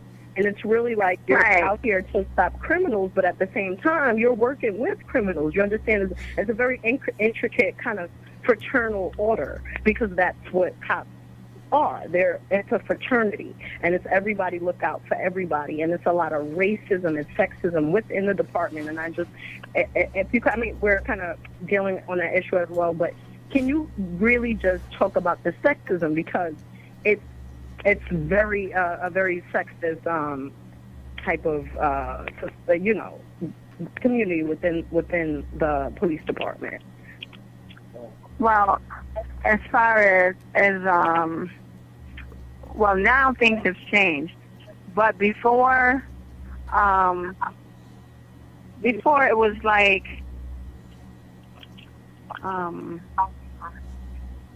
it was more like of a clique. But see, when I came on there was in 88. So in 88, you had people who were cool. You had people who were abusive or whatever. And sometimes cool. But like I worked with Greg before. And one incident where we worked together, we got a nice write-up by a lady because she was robbed of her purse, and we basically put her at ease and went looking for her purse. So he was a good cop then. And when I say then, I mean that incident. But then there were other times where he wasn't so good. You know, and it's like, but people would, because he was that cool guy, you know, he was like a likable guy, people would like kind of overlook, you know, what he was doing. And although it was black people that liked them and white people that liked them, so it was more like a clique. It wasn't like just black and white. It wasn't just that straight narrow. It wasn't black and white. Well, where you were an officer at, it wasn't just so straight. It wasn't just so straight narrow. It wasn't just like I could say, oh yeah, there was racism. The blacks stood here and the whites stood there. And in some cases, you did have, you know, I'm sorry, I walked into the. You would have the white cops and you would have the black cops, but it was. I'm trying to give you like the best description that I can to really like to have you understand. Like a high school, for instance.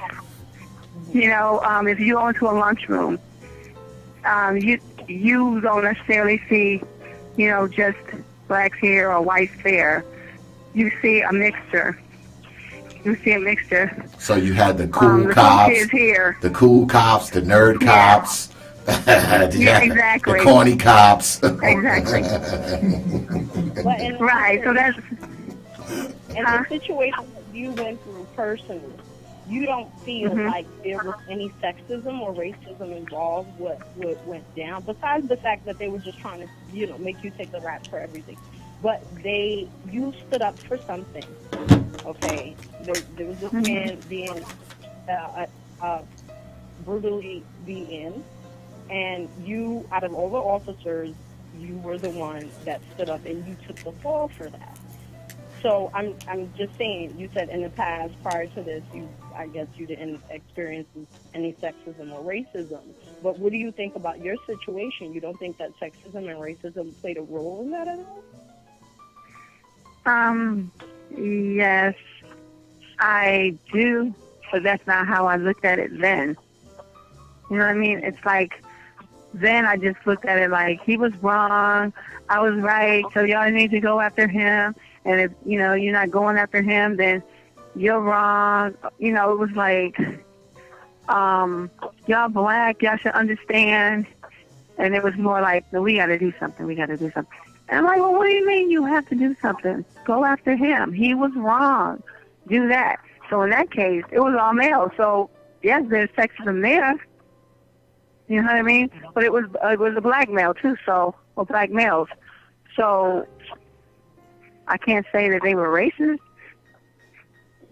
It's like he just had something over them where they had to deal with me in order for him not to say what he had on them. That's the way I feel about that. Wow. That probably was the case. Would you encourage a young woman to join that particular police force, given what you went through? And if you would, what would your advice be to her? Like, you know, be prepared to look away when you see people getting beat up. Be prepared not to say anything. For me, that's so crazy. Would you? No, I would say get on the department, but keep notes for everything. When you see something that's not right, keep notes. Because when she has to take him to court, because then she could sue. Not to cut you, Miss Horne, I apologize. Just to touch on what you said, why take notes? Because I mean, you have proof of something, but when they want to close that or cover it up, they're going to do that, and you'll be sitting up there trying to stand up for something that's right, the same thing that you went through. And then what? The person will want to pick the fall or the blame, or being slandered, or being lied on, or being called, coming out of the crack house and all this other stuff. So, I mean, to join the department and take notes is going to help you. How? It's going to help you because, like, especially in the world we live in now with videotapes, you can go buy a pen that's a video camera. So now you can get all kinds of evidence of stuff. So I wouldn't say don't get on the department. Yeah, get on there. Try to keep officers do the right thing. Tell me you're not going to go for them. You're not going to go for them brutalizing people. But see, when you get on there, you're on probation. So they're going to try to use that to keep you to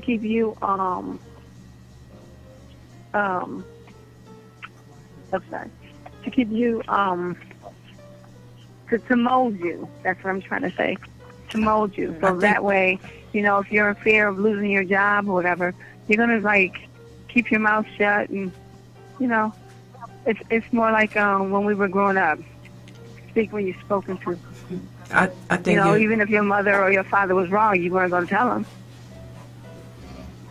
I think even if you had... I mean, for people that... Oh, pardon, Lady Faulkner, go ahead. No, I'm just saying, I think even if you did have evidence and you took notes and things of that nature, I think it still wouldn't work because it's evidence of things that happen every day to people, and the cops still get off. The cops is just another secret. Well, that's why I said another that. society. That's why I said the system needs to be...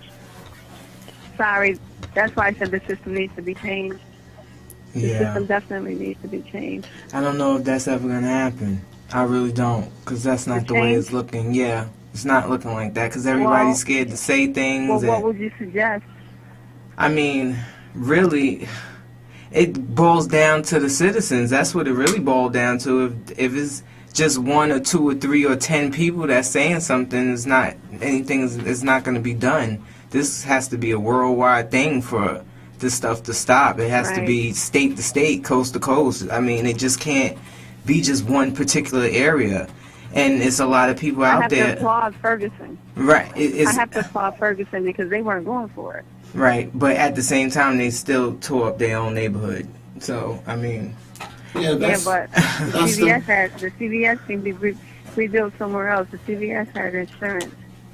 Yeah, and that's kind of what I want to... It was kind of crazy as far as tearing up the neighborhood, but it wasn't crazy as far as them standing up to let everybody know, listen, we don't like this, you're not going for this. Because you see they reacted. Yeah. So they definitely reacted. Not to say that was the best way to go about it, but it got a reaction.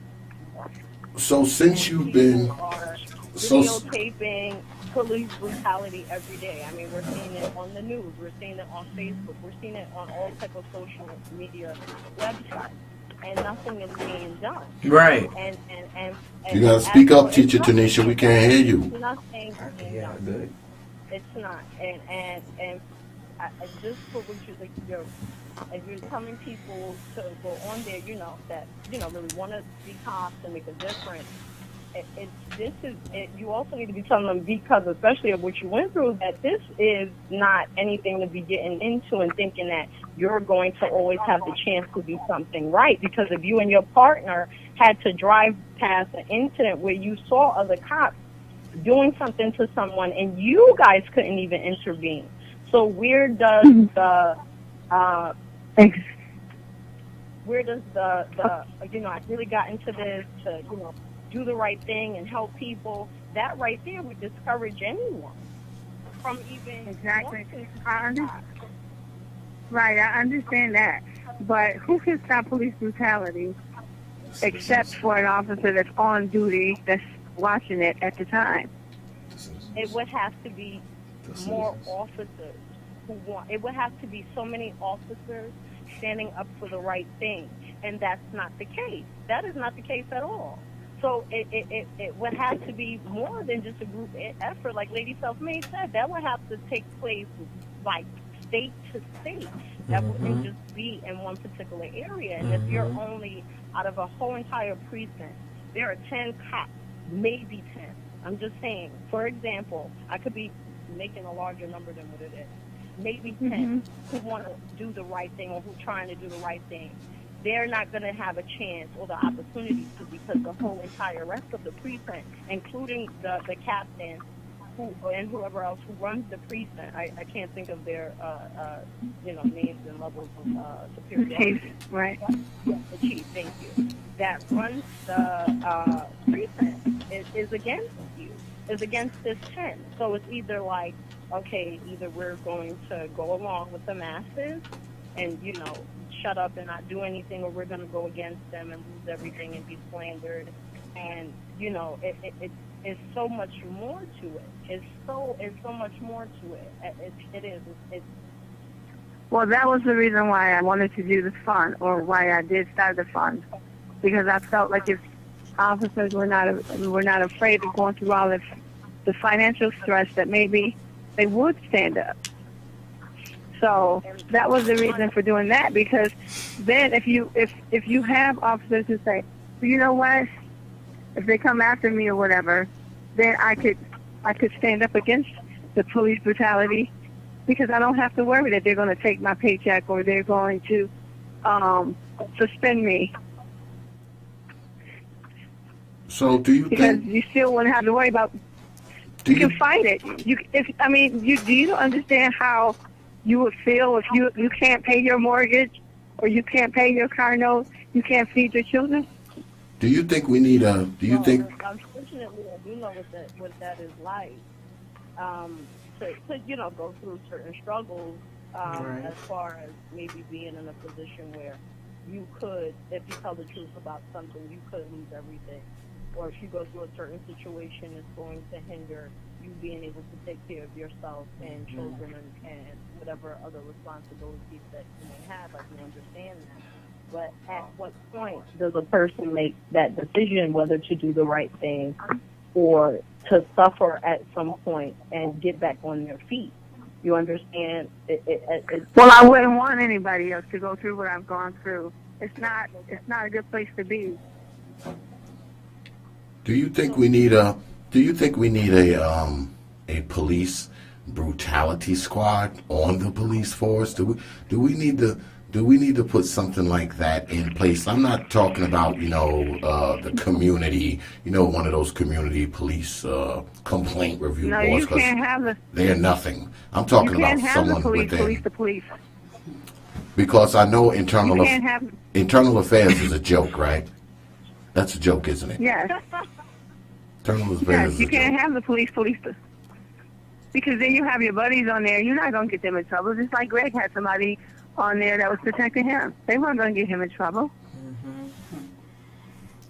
They want to keep people off his back, whoever was trying to get him in trouble.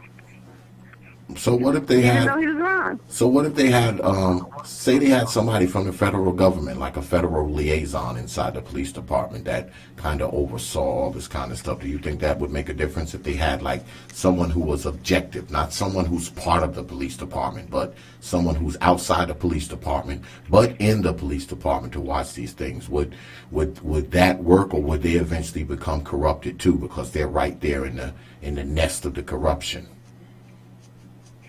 Listen, you will have to have people from all walks of life, just like you have these jury pools. People who have no clue about what's going on in the city. So if I live out in the boonies, and then, you have an officer, the way they're being treated is different than the way that we've been treated in the city. So now they're going to think that, we're supposed to be a certain way. You're supposed to act a certain way towards the officer. And then if you don't, then... But the sheriff may be their father, their uncle, their neighbor. So it's like, hey, Bob, how you doing? But we don't have officers from here like that. Well, you do in some cases, but not really to that level. So once you were off Buffalo City Police Force, did you think about maybe going to another force? Did you think about like becoming a cop again? Were you still interested in law enforcement after that?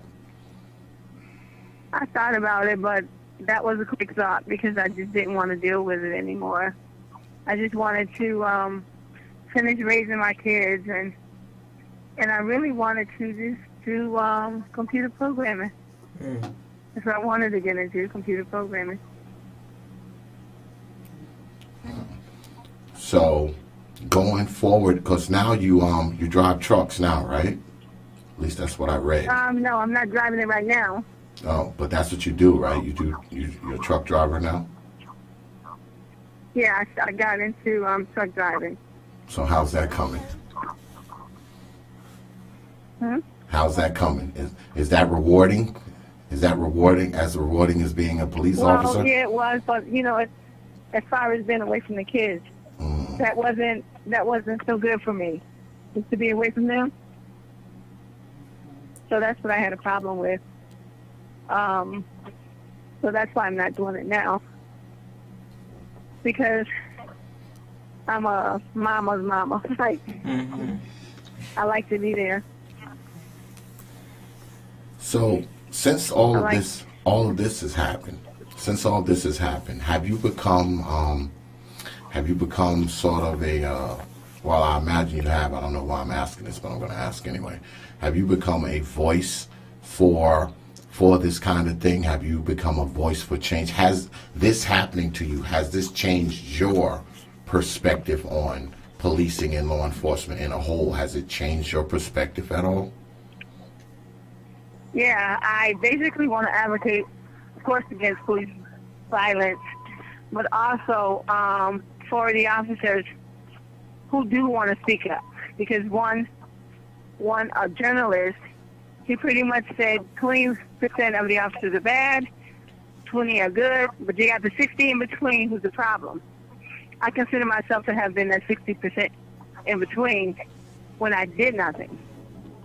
So now, I want to stand up, and just like with Sergeant Adonis, I understand the position she's in right now. The point is, she should have done something. Once she took that title as sergeant, that should have meant something. And she should have said, okay, you know what, that's enough. Get off of them or whatever, we got them or something. Instead, she didn't do what she was supposed to do as a sergeant, so yes, she should be held accountable for that. But then the officer who choked him should be held accountable. He definitely should be held accountable for murdering him.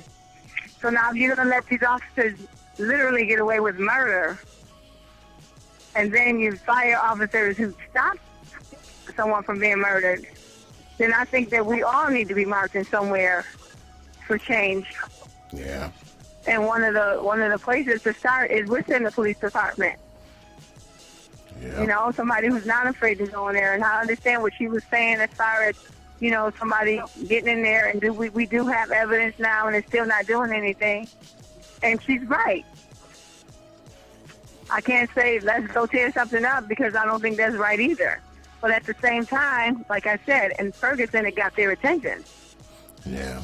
It's kind of it's crazy to me, because they make her the fall guy, and meanwhile, Daniel Pantaleo, let me say his name because I know it. Daniel Pantaleo, Officer Pantaleo, gets nothing, and he's the one who inflicted the lethal choke, and he didn't even get so much as an indictment or a firing, or I think he got modified duty or something. And I read a report a couple weeks ago that he says he's ready to get back on the street. He's ready to get back to work. Why in the hell would we want him walking our streets again ever? Why in the hell would we want when that? I was watching Darren Wilson, the one that killed Mike Brown. Michael Brown, yes. And he testified, and he says, I did my job. No. He said I did what I was trained to do. I said I couldn't even argue with him. because that is exactly what they train you to do. It's to shoot to kill, and basically fear for your life. It's like every situation you go into, you should not have to fear for your life. You know, it's like, what happened to Officer Friendly, you know? Yeah. Why is it that every time you go, like Tamir Rice, for instance, why couldn't he just say, okay, you know what? Because the guy said that it may be a toy gun. So why couldn't they approach it? Number one, I would never have pulled up right up on him, not knowing whether it was real or whether it was fake. But at the same time, that's an open carry state. Yeah. So why would you automatically assume that your life is in danger? And because he was black? That's what we got to question. Because he was a black male? That's what we have to question. I mean, a lot of times, we just want to question, you know, the end result. And I talked about this, that we like to question the end result after someone's already beaten dead. But I think what we really have to question at times is, you know, the response of, because let's be clear, the police are going to be the police, okay? What we need to question is the police's response. We need to question how the police assess threats, how they engage people, because that's ultimately is what leads to people getting killed.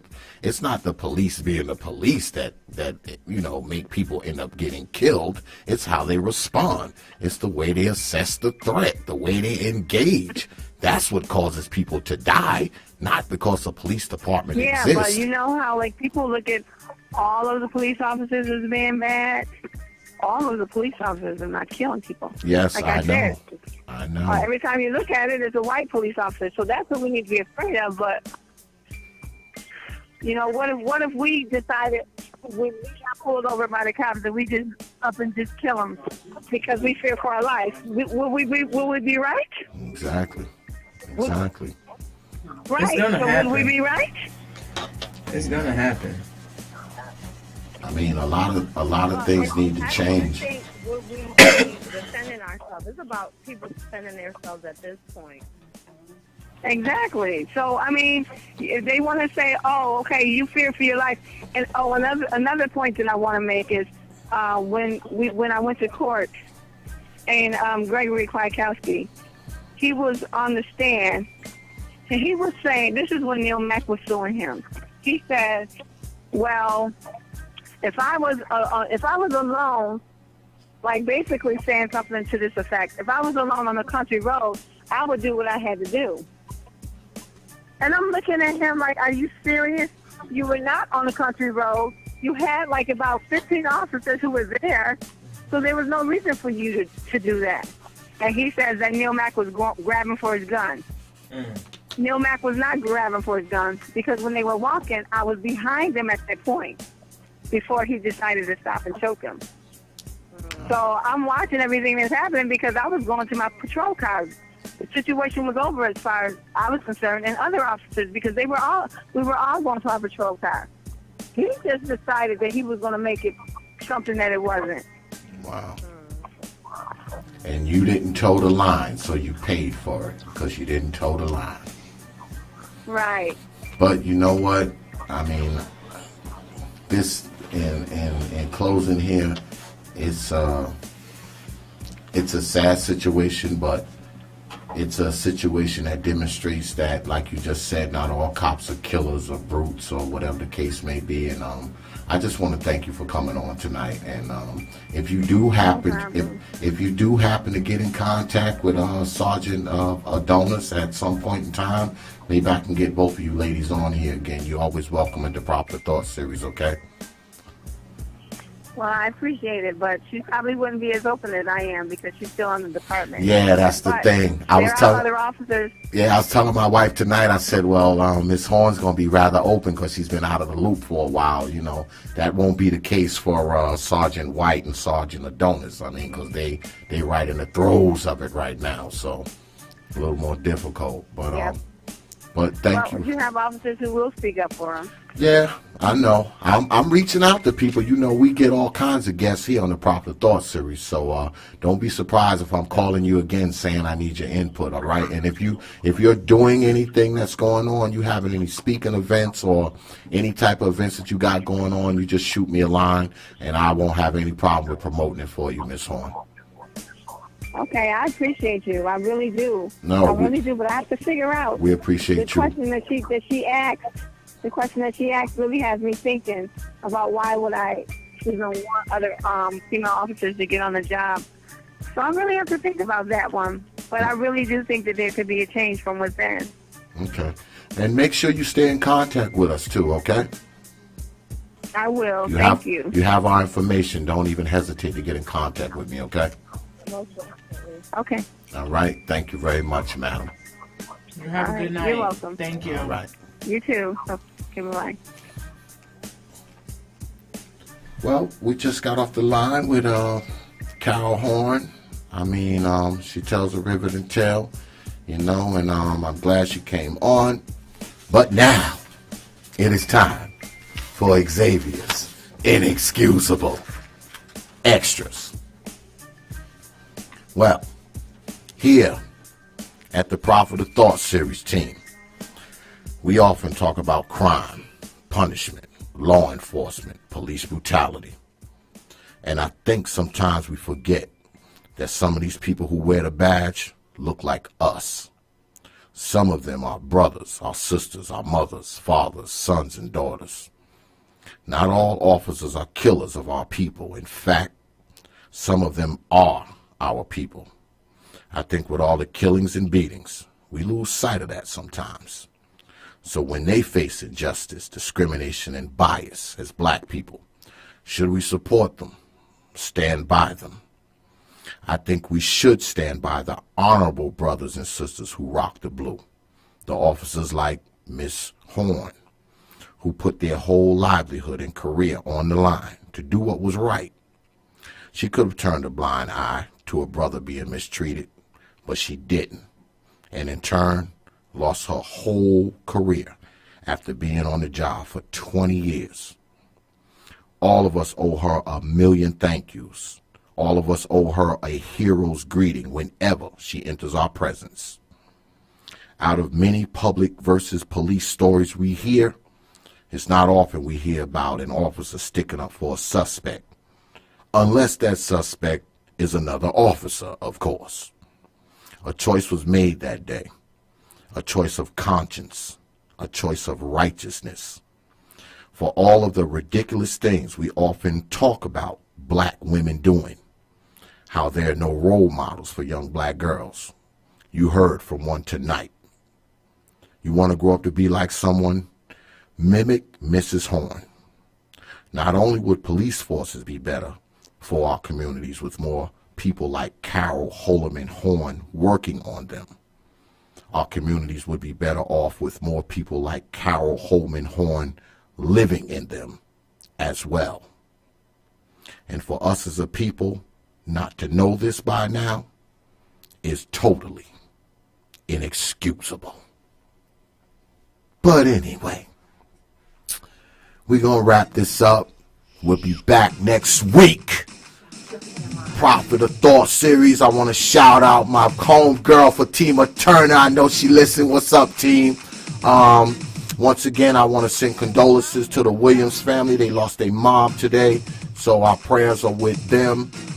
Next week when we come back, I think we're going to be talking about the criminal justice system next week. If we're not talking about that, we definitely going to be talking about the feminization of the black man. As y'all know, Dr. Welsing died, so you know we got to talk about that.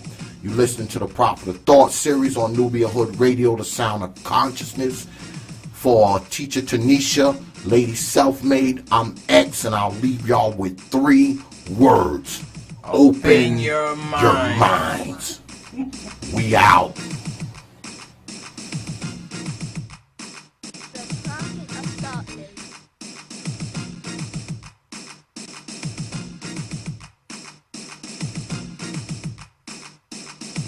The Prophet of Thought.